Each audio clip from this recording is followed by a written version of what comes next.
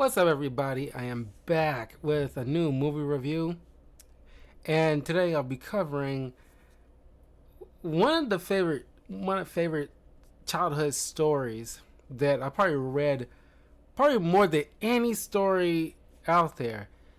Alice in Wonderland, and yeah, man, I've been eager to revisit this animated film, not the live action stuff. The true blue Walt Disney Alice in Wonderland film. Uh, Before I continue, please check to see if that like button is working. YouTube's been having some kind of issues recently with its like button, and definitely share this with your friends because yeah, it'll help immensely with the algorithm, and I want to put out as much content as possible. But yeah, man, a little backstory on me. I remember in high school, I'm pretty sure it was freshman year, if not sophomore, where we had like these like kind of book assignments, and I was going through the library, and the book that I chose was Alice in Wonderland, because at that time I never actually read the book. I've seen the animated movie when I was a little kid, but I never actually read the book. So I decided to check that out. And as a matter of fact, crap, because I still actually have that book. It's tucked away somewhere. Uh, but like I did the assignment, got an A, all that stuff. But I love the book so much. I've constantly checked it out to the point where the librarian had to tell me, like, Carl, you can't keep checking out this book as other people gonna want to probably check this out too. And I was like, well, I didn't say this directly, but in my mind, I'm thinking like, if they were going to check it out, they would have already. But somehow, I'm always managed to check it out. But uh, eventually, I kind of put the kibosh on constantly checking that out. But as a graduation gift, the librarian let me keep that book. That's why it's probably one of my most cherished things that I got from my time in high school. That book, it was like a fun read. I really, really enjoyed the tale. Lewis Carroll's Alice in Wonderland, one of my favorites. Uh, which is surprising, that the Mad Hatter isn't one of my favorite Batman villains because how much I love that story. Because I love the Riddler.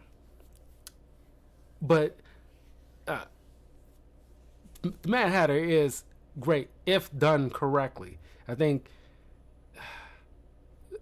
like there's been few occasions where the Mad Hatter is done properly. I think the animated series probably set the standard, and in Gotham TV series, he was done pretty dope. Uh, uh there has been maybe a couple other times, but I just can't think of it. But it's been done so rarely nowadays because now it's just there's been some kind of tacked on thing that because he's got his obsession with not only the story of Alice in Wonderland, but also any woman that happens to be named Alice. Uh, but then some point along the way, they gotta attach this pedo thing onto the Mad Hatter that he's obsessed with, young girls, and it's like, no, I never cared for that. I'm not sure who started that or when it started, but no, yeah, he has an obsession with a woman named Alice, keyword woman, full grown adult, and That should have just been that. But they gotta attach this other thing. I'm kind of rambling, but it's just something I gotta bring up since we're talking about Alice in Wonderland. Because the Mad Hatter in the story is one of my favorite characters. Now, I do like the way Johnny Depp played it in the live action version of the Mad Hatter based on the actual story. But I like the first movie a little bit better than the Looking Glass sequel to it. Is that live action remake any good? From what I remember when I saw it, it was okay. I didn't really have that much problems. This is way before Disney got to remake crazy with its original works. But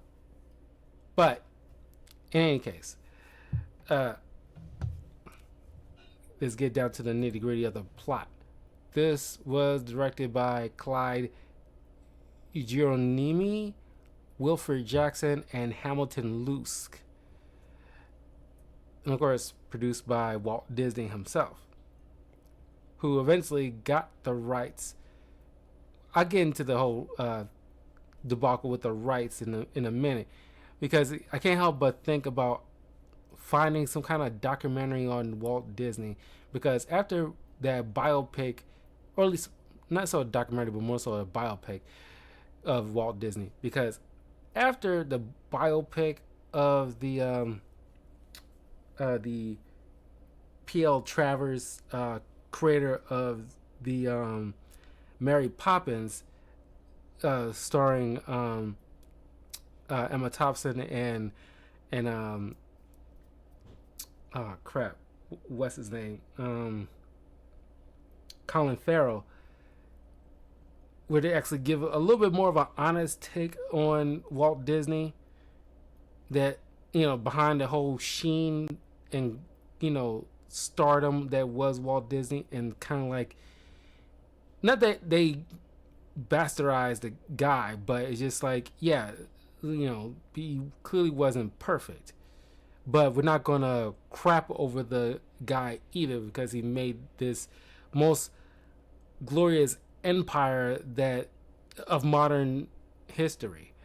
So we're not gonna crap on him too much. But yeah, I really wanted to see this some kind of biopic that I can watch and talk about, because I'm too interested in how his start and his creations leading up to his death. Anyway, the voice cast: Catherine Belmont as Alice, Ed Wynn as the Mad Hatter,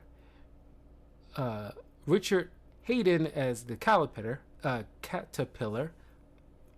Sterling Holloway as the Cheshire Cat, my also second favorite character in the story. As soon as I saw the Cheshire Cat, I just immediately loved the character immediately. Jerry Colonna as the March Hare, Verna Felton as Queen of Hearts, J. Pat O'Malley as Tweedledee and Dum, Bill Thompson as the White Rabbit, also the Dodo. Oh, and O'Malley also voiced the Walrus and Carpenter. Heather Angel as Alice's sister, Margaret, and for some reason as a kid I always thought that was her mother. Joseph Kearns as the Doorknob, Larry Gray as Bill the Lizard, Dink Trout as King of Hearts, Jimmy McDonald as Dormouse, and Clarence Nash as Dinah, Alice's red cat. Don't know why we need a voice for Dinah, which only says meow. I never understood that with voice acting. It's like, if you're hiring a person to voice a character, even if it's a pet, if the pet isn't actually speaking English words, and it actually only does the meow or the bark or the neighing or the bah, then there's no point in hiring them. Just get some sound bites of animal sounds to input into the uh, into the character of who's playing the pet. But I guess I don't know. Maybe you just need that emotion behind the meow properly. I don't know.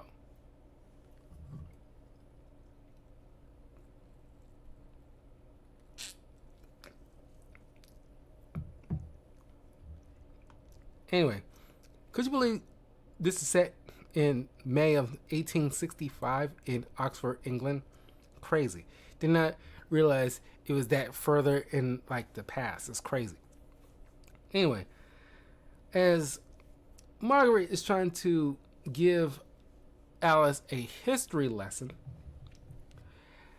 Alice, being a young girl, is just like not like focused. She's, in literal la la land, as she just laments on how things should be in her wacky imagination. And of course, her sister is like, girl, get real. And just like, like you being like a dumb kid. But then Alice then notices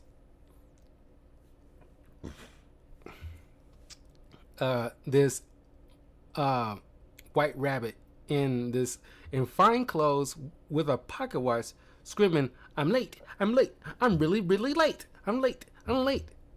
Hello, goodbye, I'm late, I'm late, I'm late. They always stuck with me every time I think about that rabbit.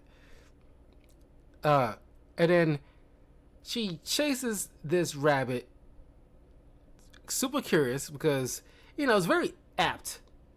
Whether you want to admit it or not, it's just like women, especially young women, tend to be very curious and want to like,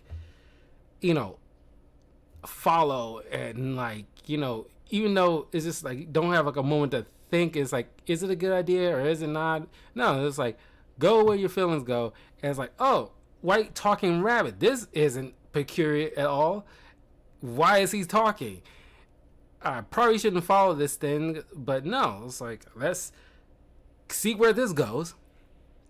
So these, like the scissor kind of disappears randomly, leaves behind the cat Dinah, probably for the best because where she's going, like that cat should not go.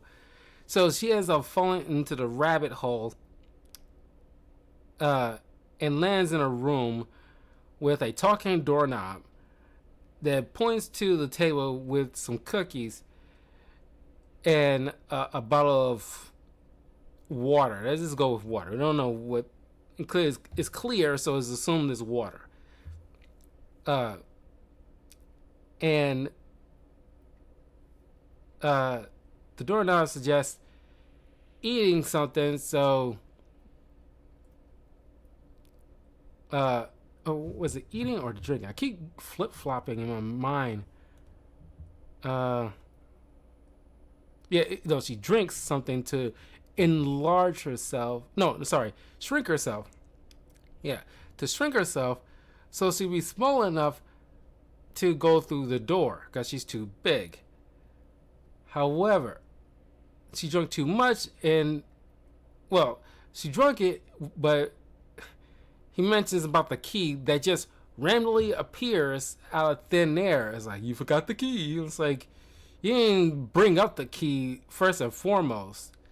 And I suspect he did this and just made that thing appear. But now she has to eat some cookies in order to enlarge herself so she can be tall enough to reach for the key. But she ate too much, so now she's gone way too big. Now she's crying, upset that she of her predicament, and turns like the room. Her tears turn the room full, like into like a massive ocean. uh, she gets the bottle, drinks something, and she drank too much, so she shrunk so tiny, she falls in the bottle, which washes through the keyhole, um, which now she's in this ocean passing by the dodo and his little followers. She's beached where she's following the right rabbit, and she gets ambushed by Tweedledee and Dum, who then convinces her to stick around long enough so they can tell this tale of the walrus and the carpenter, which in a way is kind of like trying to teach her this whole journey. She ends up should be learning something, but it's never really like a. I guess it's more so for the audience to learn something as opposed to Alice. But it'd be kind of great that Alice ends up learning something from this adventure. But they end up telling Alice about the tale of the walrus and the carpenter, who shows up on a nearby beach where they come across some oysters. Clearly, they're like bums and they're starving. So they come across these oysters or clams.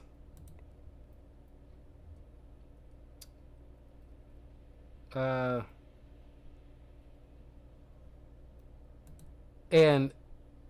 yeah, oysters.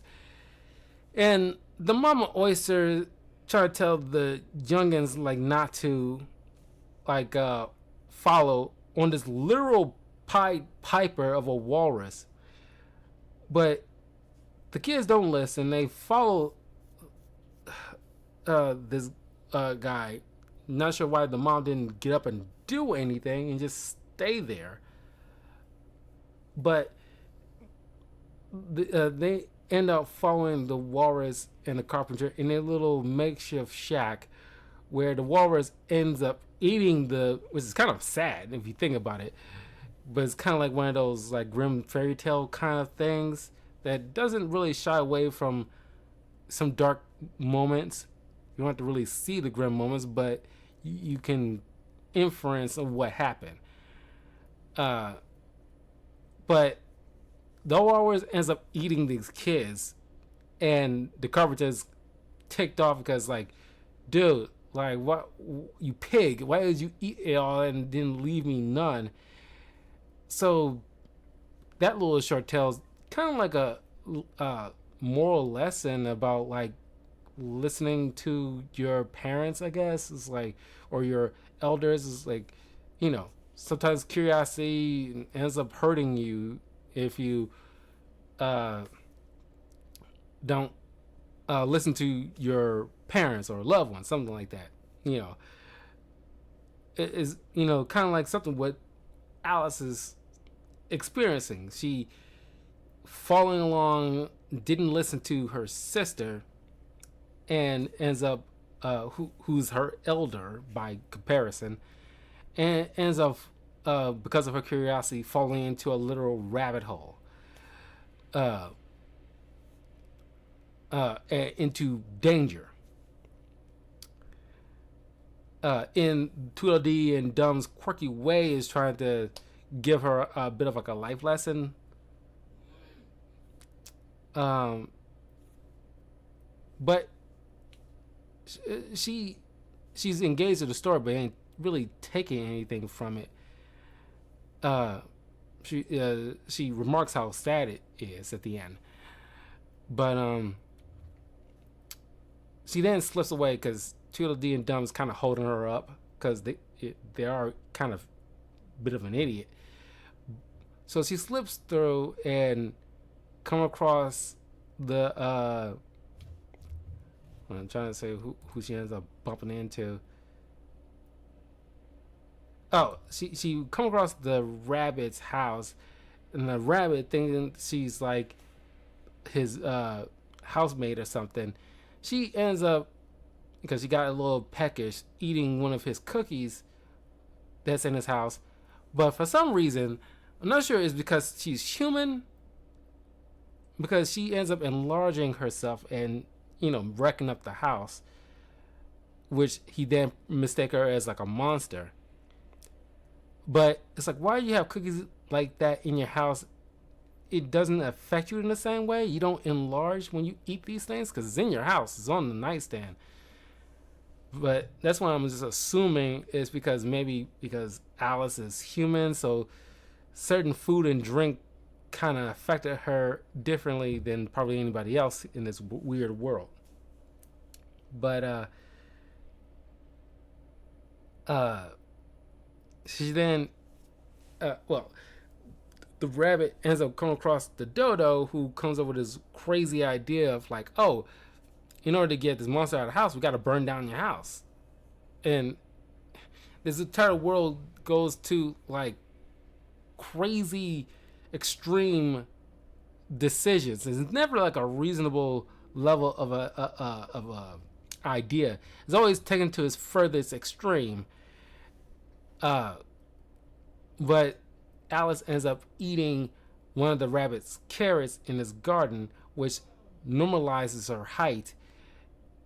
He then like starts running off because he's still late. So she chases after him still. Uh, and then she ends up bumping into uh, a bed of flowers, which these talking flowers, which is probably like my least favorite moment of the entire film. I didn't really care for that. It seems like there's no point to this at all because they're just snooty. Most of them are kind of snooty flowers that think Alice is a weed and chases her off. There's no point to this. That's probably why they're probably not the most memorable part of its entire story. But after getting chased off, she ends up bumping into the caterpillar, who is like, I didn't realize as a kid what this was, but as I got older, I realized this is hookah. And because it's been a long time since I smoked hookah, for at least 4 or 5 years, maybe, probably a little bit longer than that. But I I did not put when I did it. It's like I should not. I don't know why I didn't put two and two together and do the whole "Who are you?" Because it's like, oh, this is like a lot of children's first introduction to the whole thing about hookah. But even though we didn't know what that was, at least most of us probably didn't know what that thing was. We knew it was some kind of smoking apparatus, probably no different than cigarettes. But there's more to it in this apparatus than that. But because Alice kind of getting ticked off about her small height, the caterpillar got in his feelings like, hey, I'm that height. Like, but it's just like taking it extremely personal. Like, a lot of these characters go to 0 to 100 very quickly. It's like a wacky world. But in his own way, he ends up giving her some solid advice in order to normalize her height. So she ends up eating this a mushroom that he was sitting on before he molts and turns into a butterfly and flies away. So she normalizes her height, and she was taking a path, ends up bumping into the Cheshire Cat, who suggests if you want to find the right rabbit, you gotta talk with the Mad Hatter. But she's like, oh, I don't want to talk with anybody mad. Well, you could go to the March Hare, but he's mad too. Matter of fact, everybody here in Wonderland is mad. And I kind of like the fact that he was just blatantly honest, because they all, act pretty bonkers. Like I said, they go to 0 to 100 with like going to the furthest extreme with whatever decision that pops up into their minds. This world would probably drive you mad if you stay in it long enough. It's kind of like living in Toontown in a way. So she ends up going to the garden where the March Hare and Mad Hatter and the Dormouse is having like a tea party celebrating the Dormouse unbirthday, because you know every day except one day is everybody's unbirthday, and they're singing the a very very unbirthday. Uh, but every time they ask Alice's story, they constantly interrupt her. She barely got any chance to drink any of the tea that they're, pushing and pulling all around. So she decided, okay, I can't deal with this. So she ends up walking off, and uh, she gets disgruntled. It's like, look, I don't even care about the White Rabbit anymore. I just want to go home. The Cheshire Cat shows up and shows her a doorway to the Queen of Hearts that he thinks that might help, who might help her out. She ends up walking into this garden-shaped labyrinth where she comes across these playing cards, living playing cards, who are painting these white roses red because they mistakenly planted white rose seeds instead of regular red roses seeds. Trying to get it all painted red before the Queen of Hearts finds out, because the Queen of Hearts is, well, she's technically a villain, but not something that Alice had to overcome or anything like that. She is kind of like a bitch. So she executes people who makes her mad, which is often. It's amazing that she actually has a husband, who a king, who's small and like kind of timid, but speaks up for people here and there. That she clearly loves for some reason. So, she challenges Alice to a croquet match, and of course, everybody's cheating for her because no one wants to get on her bad side. So hijinks ensues. Then the Cheshire Cat, who, once again, I really like, causing so much chaos, which I also like, but ends up getting Alice in trouble because since he can disappear, everybody just assumes Alice is the culprit. So the king suggests, instead of execution, let's just give her a fair trial. So the witness is the March Hare and the Dormouse. And of course, Cheshire Cat shows up. Alice points out the cat, which frightens the Dormouse, causes a ruckus. But then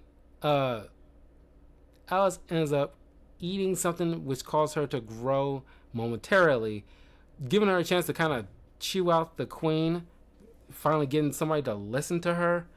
But she ends up shrinking down to her normal size, which gets like the queen really riled up, and now it's like after her. So she ends up running out the castle, where the queen and the playing cards and a bunch of other characters start chasing after her. She ends up finding her way to the doorknob, which she sees through the keyhole that, according to the doorknob, it's like, you really never left. And he starts, screaming, "Wake up, Alice! Please wake up! Please wake up!" She ends up being woken up by her sister. All this is being like a daydream, which at first it's like, oh, it's a man, what the heck happened to her sisters? Kind of disappeared randomly, but it kind of shows like, no, this is all a daydream, so that's why it just seems like the sisters seemingly disappeared. And the movie ends with Alice telling her sister about this wacky world of Wonderland. And that was Alice in Wonderland. Still, like the animation style still holds incredibly well. The story is very simple. My criticism is just, I kind of wish there was some kind of moral lesson that Alice took from this adventure. More so about maybe curiosity and how sometimes it can lead you to danger if you're not like pragmatic, uh I would say like logical in your decision making instead of just going on a whim. Because then also earlier in Act One, when she talked about how like how things should be in her imagination, now she kind of experiencing that kind of wild way of thinking where things ain't making logical sense, and how destructive and bothersome it can be. You come to appreciate I don't want to say the mundane of life, but just the logical sense of reality. And it's like things need to have some level of sense to it, and some level of order to it, because, well, you don't want too much on either side. You don't want too much chaos, and you don't want too much order. There's got to be like some level of balance to it all, because otherwise, if it's too much order, it's become mundane. If it's too much chaos, it's things can't get done. Uh, but it's still like a fun watch, especially if you have kids. Like I said, the animation is incredible. I do want to talk about uh, the early development really quick. Walt Disney. Let me get some water really quick.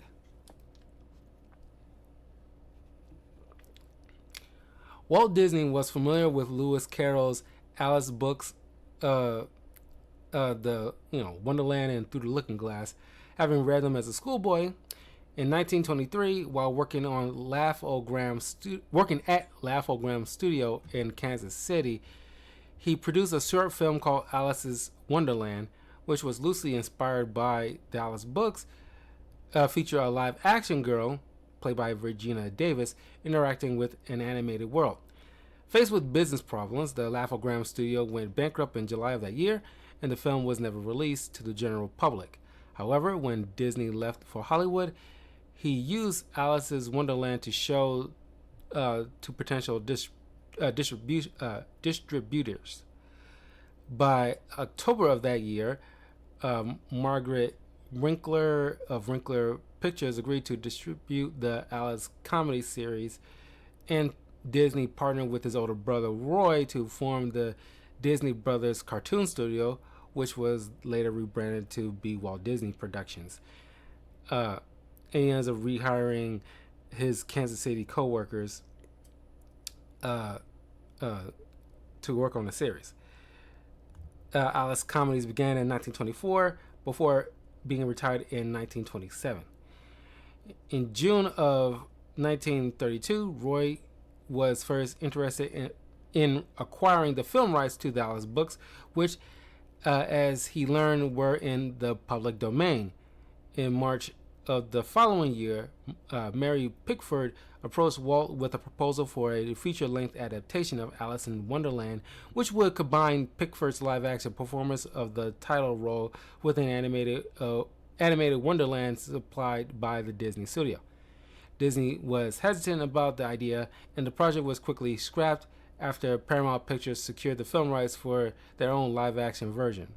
In 1936, Disney produced the Mickey Mouse short film Through the Mirror, which was based on Carroll's second Alice novel Through the Looking Glass, featuring Mickey Mouse going through the mirror in a world where all of the items in the house become alive.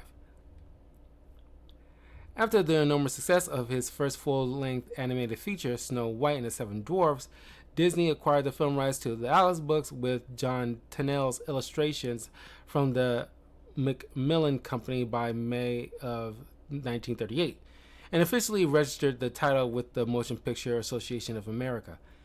He then hired storyboard artist Al Perkins to develop the story. On September of 1938, Perkins compiled a detailed 161-page analysis of Carroll's book, which included preliminary ideas of the story treatment and summarized descriptions for each scene.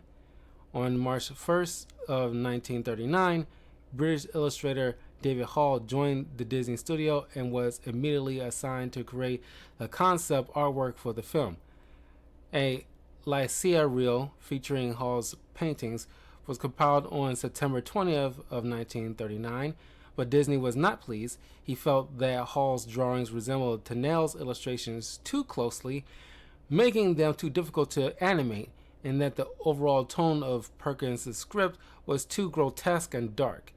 Disney also expressed a bit of disinterest in the project, stating that there would be any harm in letting this thing sit for a while. Everyone is stale now. You'll look at it again and maybe have another idea on it. That's the way it works for me. I still feel that we can stick close to Alice in Wonderland and make it look like it and feel like it, you know? By February 1940, the project was still in development, albeit slowly, with an additional story meeting held on April 2nd of that year. After finishing his work on Fantasia, concept artist Gordon Legg created new inspirational sketches for the film, but eventually left the studio the following year. By the fall of 1940, the animation work on Alice in Wonderland was planned to be completed within the next 2 years, but Disney himself was rather unenthusiastic about the project. Disney brought up Alice in Wonderland again at a meeting on April 8, 1941, offering to produce it as an animated film starring a live-action actress, similar to his earlier Alice comedy series. At the same meeting, Gloria Jean was suggested for the role of Alice. In October of that year, given the box office underperformance of Pinocchio of 1940 and Fantasia of 1940, as well as the WW2 cutting off the foreign cinema market, Joseph Rosenberg of Bank of America issued an ultimatum, ordering Disney to restrict himself to producing animated shorts and to finish features already in production. No other feature film would begin work until they had been released and earned back their cost. In response, the production of Alice in Wonderland was heavily scaled back and eventually shelved. Didn't return to production until mid 1943, with new storyboards were developed throughout much of that year, but the project did not move forward. Ginger Rogers was briefly considered to portray the role of Alice on a live-action animated feature, but she only voiced the character for a record album of the story, which was released by Decca Records on October 21st of 1944. In the fall of 1945, Disney hired British author Aldous Huxley to work on a live-action animated feature titled Alice and the Mysterious Mr. Carroll, which would revolve around Lewis Carroll and Alice Liddell, who was the inspiration for Alice. Huxley delivered a 14-page treatment on November 23, 1945, followed by the first draft of the script written on December 5th of that year. He devised a story in which Carroll and Liddell were misunderstood and persecuted following the publication of Alice in Wonderland, while stage actress Ellen Terry was sympathetic to both Carroll and Liddell, and Queen Victoria served as the Deus Ex Machina, validating Carroll due to her appreciation for the book. Disney considered child actress Margaret O'Brien for the title role, but felt that Huxley's version was too literal an adaptation of Carroll's book. Background artist Mary Blair submitted some concept drawings for Alice in Wonderland. Blair's paintings move away from Tennell's detailed illustrations by taking a modernist stance, using bold and unreal colors. Walt liked Blair's designs, and the script was rewritten to focus on comedy, music, and the whimsical side of Carroll's books. Lisa Davis, who later voiced Anita Radcliffe in 101 Dalmatians, and Luana Patton were also considered for the role of Alice. However, Disney soon realized that he could only do justice to the book by making an all-animated feature, and in 1946, work began on Alice in Wonderland, with the film tentatively scheduled for release in 1950. Animation crews on Alice in Wonderland and Cinderella effectively competed against each other to see which film would finish first. By early 1948, Cinderella had progressed further than Alice in Wonderland. A legal dispute with Dallas Bauer's 1949 film version was also underway. Disney sued to prevent release of the British version in the US, and the case was extensively covered in Times Magazine. The company that released the British version accused Disney of trying to exploit their film by releasing its version at virtually the same time. There's a little background on that because I thought that was very interesting. But yeah, Alice in Wonderland. It's, it, I'm pretty sure there's got to be some kind of documentary about making this film and the task involved. Uh, I don't know. It might be somewhere out there, but I find that very interesting because after watching that PL Travis, what's that PL Travis? Uh,